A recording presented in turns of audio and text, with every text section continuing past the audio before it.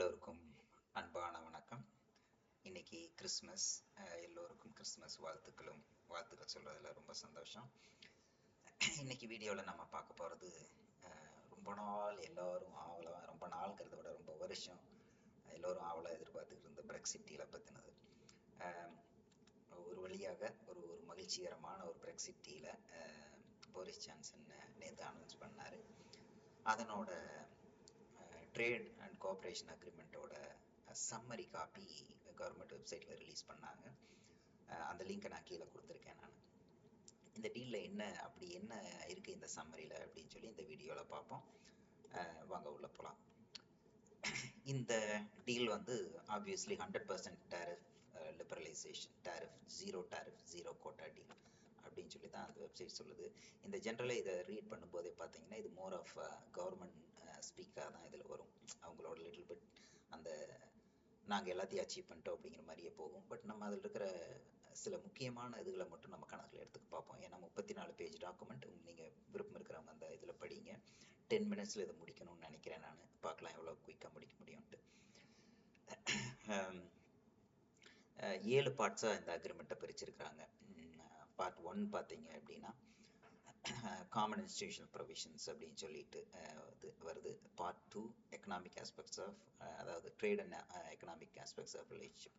இதுதான் core of the அக்ரிமெண்ட்னு சொல்லலாம். அதுக்கப்புறம் வந்து கோர்னு வந்து ட்ரேட் ரிலேட்டட் கோர்னு சொல்லலாம். அதுக்கப்புறம் வந்து பார்த்தீங்கன்னா பார்ட் 3ல லா என்ஃபோர்ஸ்மெண்ட் கிரிமினல் ஜஸ்டிஸ் பற்றியும், பார்ட் 4ல ஹெல்த் ரிலேட்டட் தீமேட்டிக் இஷ்யூஸ்ன்னு சொல்லி அதுவும், பார்ட் 5ல நம்ம இயூ ப்ரோக்ராம்ஸ் என்னென்னலாம் இயூ ப்ரோக்ராம்ஸ் இருக்குது, அதில் எப்படி பார்ட்டிசிபேட் பண்ண போகிறோம் அப்படிங்கிறத பற்றியும் வருது. பார்ட் 6 பார்த்தீங்கன்னா டிஸ்பியூட் செட்டில்மெண்ட், இது எப்படியெல்லாம் நம்ம டிஸ்பியூட் வரும்போது செட்டில் பண்ண போகிறாங்கன்ட்டு. அப்புறம் ஃபைனல் ப்ரொவிஷன்ஸ்னு ஒரு சிலது கொடுக்குறாங்க. இப்போ நம்ம ஒவ்வொரு பார்ட்டை பற்றியும் குயிக்காக பார்த்துக்கிட்டே போவோம். நம்ம ஃபஸ்ட்டு பார்ட் 1 பார்த்தீங்க அப்படின்னா காமன் அண்ட் இன்ஸ்டிடியூஷனல் ப்ரொவிஷன்ஸ் அப்படின்னு சொல்கிறாங்க. இது வந்து மோஸ்ட்லி இது ரொம்ப நம்ம ஸ்பெண்ட் பண்ண வேண்டியதில்லை. என்ன அப்ஜெக்டிவ், அதனோட இது பர்பஸு, அப்புறம் வந்து என்ன கவர்மெண்ட்டோட கமிட்மெண்ட்டு, எப்படி ரிலேஷன்ஷிப் யூகேக்குள்ளே இருக்க போகுது அப்படிங்கிற மாதிரி இதெல்லாம் சொல்லி தே ஆல்சோ டாக் அபவுட் எப்படி ஒரு ஃபாரம் எப்படி ஒரு பொலிட்டிக்கல் டெக்னிக்கல் டிஸ்கஷனுக்கு எப்படி ஒரு ஃபாரா கிரியேட் பண்ணுறாங்க. இதெல்லாம் வந்து ஒரு ப்ராடர் பிக்சர் கொடுக்கறதுக்காக இதை யூஸ் பண்ணுறாங்க. இன்ஸ்டிடியூஷனல் ப்ரொவிஷன்ஸ்னால் அந்த இன்ஸ்டிடியூஷன் எப்படி செட்டப் ஆகுது அப்படிங்கிற மாதிரி.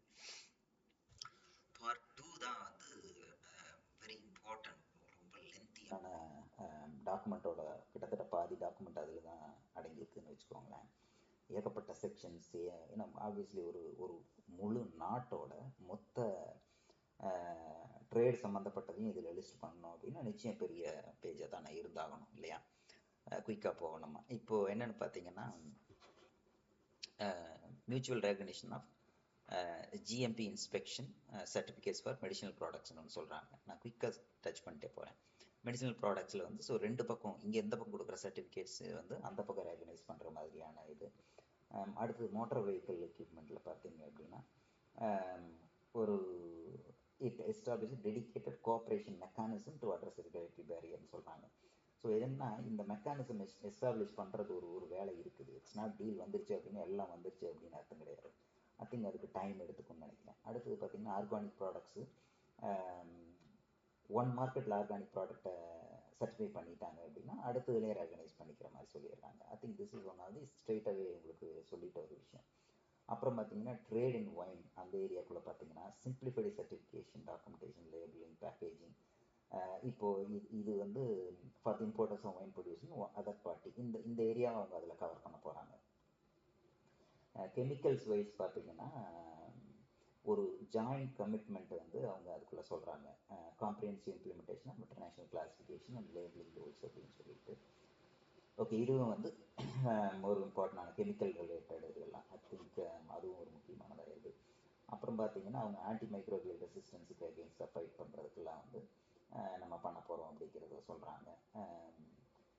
இப்போ இந்த பக்கம் பார்த்தீங்க அப்படின்னா அதாவது இந்த இப்போ டோவர்லாம் பெரிய கியூமிக்கெல்லாம் சொல்லிட்டு இருந்தாங்களே பார்த்தீங்கன்னா இதில் என்னென்னா exploring possibility of sharing import export declaration data. இப்போ இந்த எப்போவுமே கஸ்டம்ஸில் போய் நிற்கும்போது என்ன பார்ப்பாங்க, அந்த இம்போர்ட் எக்ஸ்போர்ட் டிக்ளரேஷன் டேட்டாவை பார்க்குறது ஒன்றாவது மேஜர் ஏரியாவாக இருக்கும். யார் வராங்க, எங்கே போகுது, என்ன கூட்ஸ் கொண்டாடுறீங்க, இதெல்லாம் பார்க்கணும் இல்லையா? இதுக்கு எப்படி இதை பண்ணுறது, செட்டிங் இப்போ பைலட் ப்ரோக்ராம் வேறு அப்ளிகபிள்னு சொல்கிறாங்க பாருங்கள். இந்த இடம் தான் கொஞ்சம் அதிகமாக டைம் எடுத்துக்கிற இடமா இருக்கும்னு நினைக்கிறேன் நான். இன்னும் அதை செட் பண்ணலை. This AIIMS at reducing administrative burdens அப்படின்னு சொல்கிறாங்க. ஸோ தெர் இஸ் ஒரு பிக் ஒர்க் இதுக்கு பின்னாடி இன்னும் பாக்கி இருக்குன்னு அர்த்தம். இதை மூவ் பண்ணுறதுக்கான இன்டென்ஷன் இருக்குது, ஆனால் இதை பண்ணுறேன் எஸ்டாப்ளிஷ் பண்ணுறது, அதை செயல்படுத்துவதற்கு நிச்சயம் டைம் எடுத்துக்கணும் தோணுது. அப்புறம் VAT fraud, combating VAT fraud related எப்படியெல்லாம் பண்ணலாம் அப்படிங்கிறதும் அக்ரி பண்ணியிருக்காங்க. இது இதில் பார்த்தீங்கன்னா இந்த விசா ரிலேட்டட்லாம் பார்த்தீங்கன்னா கொஞ்சம் ரொம்ப லிமிட்டட் இன்ஃபர்மேஷன் தான் இந்த சம்மரியில் இருக்குது. ரொம்ப டீட்டெயில் அதுக்குள்ளே கிடையாது. UK short term business visitors to travel to EU for 90 டேஸ்ங்கிற அந்த ஒரு இது வந்து இருக்க போகுது. இப்போ ஷெங்கன் விசா மாதிரி இருக்குங்கிற மாதிரி ஒன்று சொல்லிக்கிறாங்க. அது டீட்டெயில்லாம் நமக்கு அதில் இல்லை ஆக்சுவலி. ஸோ இது அந்த ஒரு டீட்டெயில், அதில் இருக்கிற அவைலபிலிட்டி இன்ஃபோ இதுதான். அடுத்தது வந்து intra corporate travels can be accompanied by their partners. So that's an interesting one. Partners and dependants அப்படிங்கிறது நம்மளோட டயர் 2 விசா கொடுத்தா எப்படி நீங்கள் இது பண்ணிக்கிறீங்க அந்த மாதிரியான இருக்குதுன்னு நினைக்கிறேன். அப்புறம் இன்னொன்று சொல்கிறாங்க, அதாவது எஜுகேஷன் சைடில் பார்த்தீங்கன்னா framework for the recognition of qualifications between the parties. So இந்த பக்கம் அந்த யூகேக்குள்ள குவாலிஃபிகேஷன்ஸை ரெகக்னைஸ் பண்ணுறப்போ ஒன்று EU's recent FTA அக்ரிமெண்ட்டை பேஸ் பண்ணி இது பண்ண போகிறோம் அப்படிங்கிறாங்க. ஆனால் அதே ப்ரொஃபஷனல் குவாலிஃபிகேஷன் பார்த்தீங்கன்னா கீழே agreements will be negotiated on profession by profession பேசிஸ்னு ஒன்று சொல்கிறாங்க. So it is not fully recognised. இதில் இன்னும் இக்கண்ணா அதுக்குள்ளே இருக்குன்னு வச்சுக்கோங்களேன். அடுத்து பார்த்தீங்கன்னா சிலதையெல்லாம் நான் ஸ்கிப் பண்ண போகிறேன், ஏன்னா ரொம்ப டைம் எடுத்துகிட்டு போகும் அப்படின்ட்டு. நீங்கள் இதெல்லாம் மெதுவாக பார்த்துக்கலாம். இன்னொன்று வந்து இப்போ ஷிப்பிங் இதுல எல்லாம் பார்த்தீங்கன்னா ஃபீடர் சர்வீசஸ் பிட்வீன் போர்ட்ஸ் எல்லாம் பார்த்தீங்கன்னா ஃப்ரீயாக மூவ் ஆகலாங்கிற மாதிரி சொல்கிறாங்க, சப்ஜெக்ட் டு ஆத்தரைசேஷன் ஒன்று சொல்கிறாங்க. ஸோ அப்போ ஆத்தரைசேஷன் ஒன்று வாங்கினா தான் இந்த மாதிரி feeder services empty container move பண்ணுறது இதெல்லாமே நடக்கும் போல இருக்குது. ஸோ இது எல்லாத்துலேயுமே ஒரு சின்ன சின்ன இது இருக்குது. அது என்னோட டீட்டெயில் நமக்கு ஃபுல் அக்ரிமெண்ட் வந்தால் தான் தெரியும். அக்ரிமெண்ட் இன்க்ளூட்ஸ் அப்புறம் பார்த்தீங்க அப்படின்னா financial services one of the major இது. So includes provisions on cross border trade in financial services and investment that will secure continued market அக்சஸ்ங்கிறாங்க. இது கண்டினியூட் மார்க்கெட் அக்சஸ்க்கு ப்ரொவிஷன் இருக்குதுன்னு சொல்கிறாங்க. என்ன மாதிரியான ப்ரொவிஷனுங்கிறது அதில் எனக்கு தெரியல. இங்கே வந்து ஃபைனான்ஸ் ரெகுலேஷன் பார்த்தீங்கன்னா ஃபினான்ஷியல் ரெகுலேஷனில் parties will codify the framework for regulatory cooperation in a memorandum of understanding அப்படின்னு சொல்கிறாங்க. ஸோ இதுவுமே இன்னும் ஃபுல்லாக எஸ்டாப்ளிஷ் ஆகலையோ இந்த அக்ரிமெண்ட்டு அப்படிங்கிற மாதிரியும் ஒரு சின்ன ஒரு கன்சர்ன் இதுக்குள்ளே இருக்குது. பட் அகெயின் டீட்டெயில் பார்க்கணும் நம்ம. அடுத்து solicitors and barristers right to advise their clients across EU and UK. இது ஒரு சம்திங், அது பாசிபிலிட்டி இருக்கு பண்ண போகிறாங்க. இது பார்ட் ஆஃப் இட்ஸ் கவர்ட்.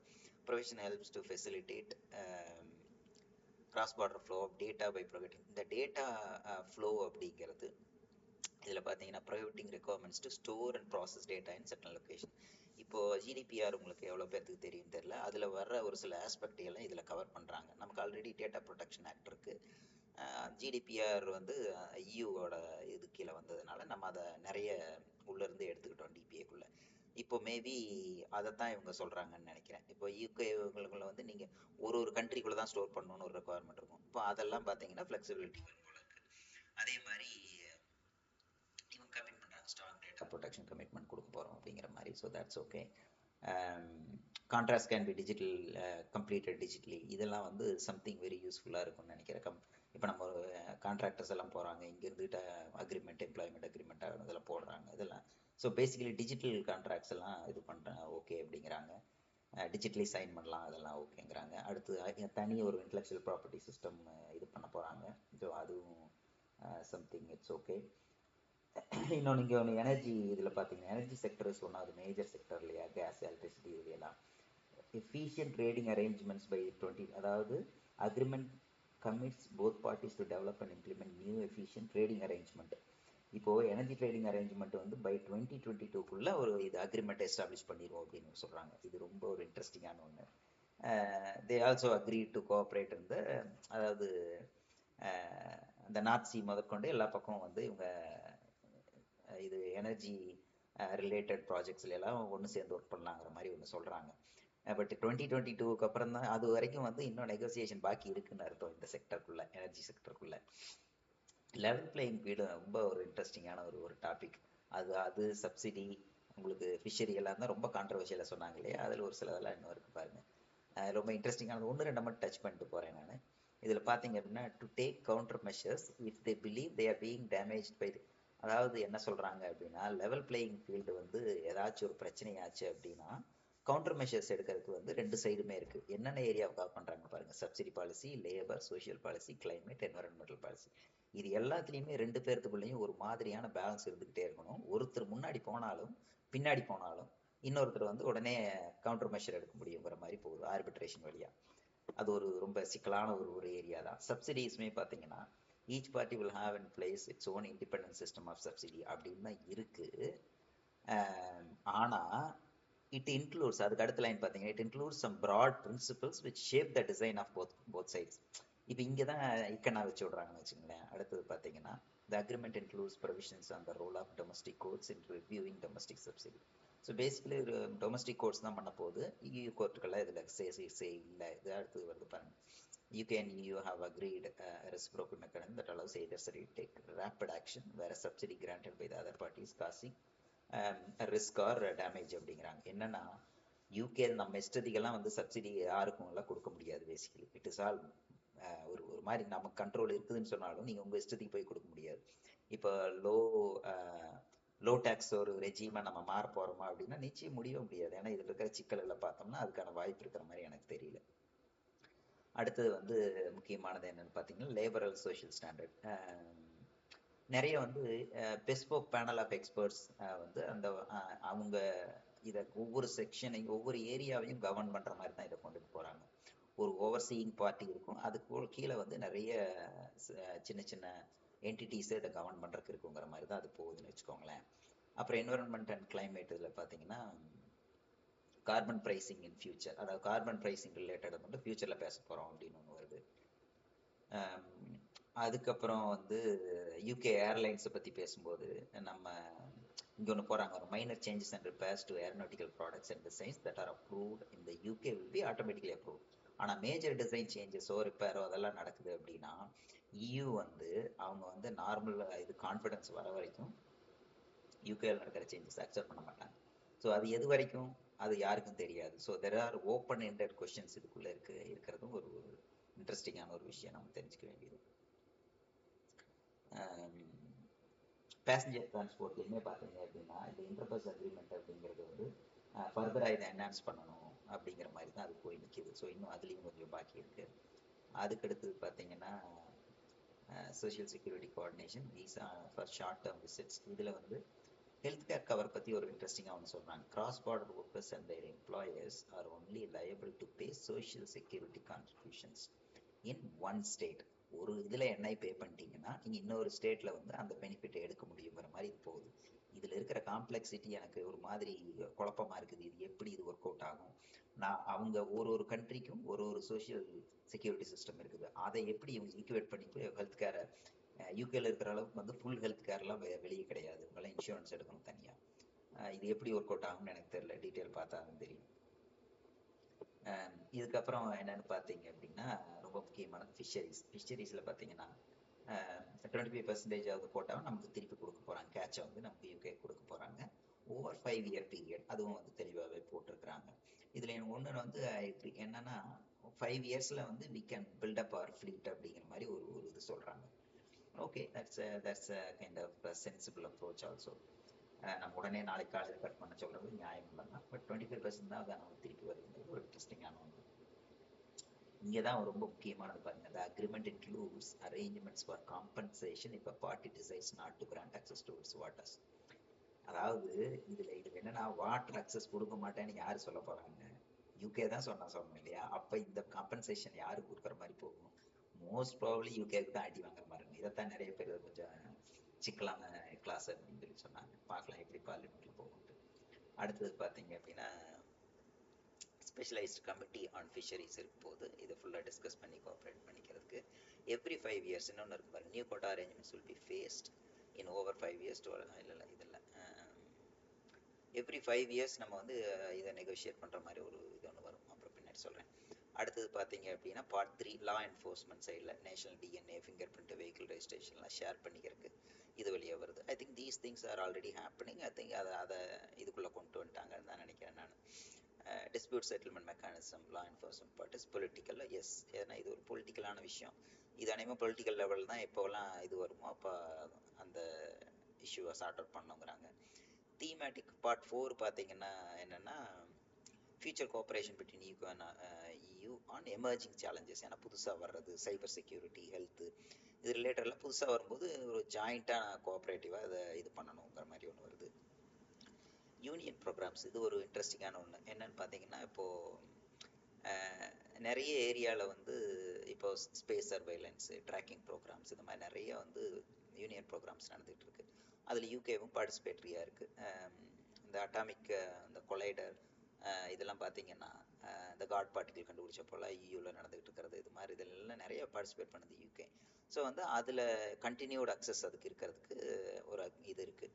இதில் என்னென்னா பார்ட்டிசிபேஷன் ஃபீன்னு எவ்ரி இதை நம்ம வந்து பே பண்ணுற மாதிரி தான் வருது. பார்ட்டிசிபேஷன் ஃபீ இந்த இயர்ஸ் 21 to 26 வந்து வில் பே பண்ணணும் அப்படிங்கிற மாதிரி ஒன்று வந்திருக்குது. அது எவ்வளோ என்னங்கிறது I think it is an acceptable one.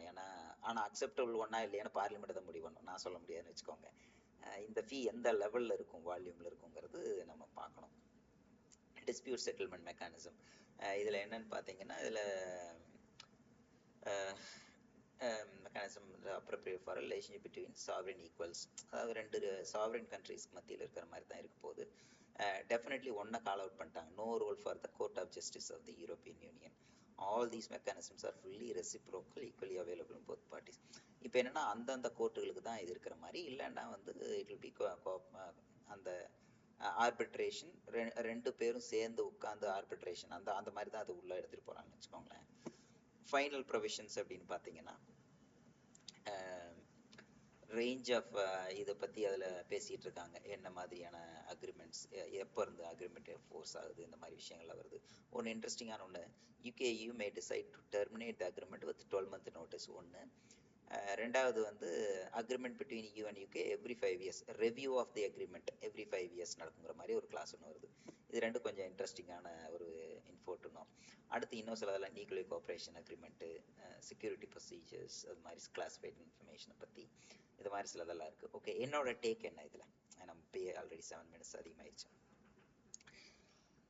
இது வந்து ஒரு சம்மரிங்கிறது உண்மையிலேயே இது சம்மரி தான். ஆப்வியஸ்லி 1500 பேஜ் டாக்குமெண்ட்டை 34 பேஜில் அடிக்கணும்னா ரொம்பவே ஒன்றுமே இருக்காது தான். ரொம்ப ஒரு சம்மரி லெவல் தான். டீட்டெயில்ஸ் பார்த்தா தான் நிறைய விஷயங்களுக்கு தெரியும். ஏன்னா நிறைய விஷயங்கள் ஃப்ரேம் ஒர்க்னு சொல்கிறாங்க. அந்த ஃப்ரேம் ஒர்க் உண்மையிலேயே எந்த அளவுக்கு மெச்சூர்டாக இருக்குதுங்கிறது டீட்டெயிலில் பார்த்தா தான் தெரியும். ரெண்டாவது, நம்பர் ஆஃப் கவர்னன்ஸ் ஸ்ட்ரக்சர் வந்து இனிமேல் தான் எஸ்டாப்ளிஷ் பண்ணணும். ஸோ ஆப்வியஸ்லி ரொம்ப நாள் ஆகும் தான் எனக்கு தோணுது. மெனி பார்ட்டில் வந்து டிராஃப்டாக இருக்குதுங்கிறாங்க, ஃபியூச்சரில் அக்ரி பண்ணுறோங்கிறாங்க. ஸோ இந்த டிராஃப்ட் லெவல் ஃபியூச்சரில் அக்ரி பண்ணுறோங்கிறது எல்லாமே it looks like still moving டார்கெட்டாக தான் எனக்கு தோணுது. ஃபுல்லி அக்ரீடாக எனக்கு இன்னும் அது தோணலை. இது fully agreed and Sealdah I don't think so. ஏன்னா இதில் நிறைய ஒர்க் இன் ப்ராக்ரஸ் ஐட்டங்கள் வந்து இதுக்குள்ளே இருக்குது. Not all aspects of negotiation கம்ப்ளீட்டடுங்கிறது அதில் இருக்கிறது. அடுத்தது, in fair it is a really good attempt. ஏன்னா இவ்வளோ பெரிய இதை வந்து நீங்கள் நெகோஷியேட் பண்ணி கொண்டாடணும், இல்லை பெரிய சேலஞ்சாக தான் இருக்கும். அந்த 34 பேஜ் படிக்கும்போதே எனக்குள்ள அந்த ஐ கேன் அண்டர்ஸ்டாண்ட் அந்த அதில் எவ்வளோ பெரிய, அதாவது எவ்வளோ number of items they have to கவர்ங்கிறது. ஐ திங்க் இன்னொரு ஃபியூ இயர்ஸ் ஆகும் நமக்கு வந்து ஒரு fully finished real Brexit deal அப்படிங்கிறது. Personally I feel like after இந்த படித்ததுக்கப்புறம் இன்னொரு ஃபியூ இயர்ஸ் ஆகும். ஆனால் அது வரைக்கும் அட்லீஸ்ட் ஒர்க் பண்ணுறதுக்கு இவங்க ஒரு பேஸ் ஒர்க்கை கம்ப்ளீட் பண்ணி இங்கே கொடுக்குறாங்க அப்படிங்கிறது தான் என்னோட வியூ. பட் அகெயின் இது எல்லாமே ப்ரொவிஷன் டு டீட்டெயில். இதை படித்தா தான் தெரியும். டீட்டெயில் 1500 பேஜ் படிக்கிற அளவுக்கு நமக்கு முதல்ல டைம் இருக்குமா, பொறுமை இருக்குமான்னு தெரில. But it's a good agreement to have at this stage. அதுதான் என்னோட ஒப்பீனியன். ரொம்ப நேரம் ஆயிடுச்சு. இது வரைக்கும் பார்த்தவங்க உங்களோட பொறுமைக்கும் ரொம்ப நன்றி. இன்னொரு வீடியோவில் நம்ம மீண்டும் பார்ப்போம். உங்களோட கருத்துக்கள் இருந்தால், அல்லது வேறு மாறுபட்ட கருத்துக்களாகட்டும், ஒற்று போகிற கருத்துக்களாகட்டும் எனக்கு கமெண்ட்டில் போடுங்க. பிடிச்சிருந்தா லைக் பண்ணுங்கள். தேங்க்யூ.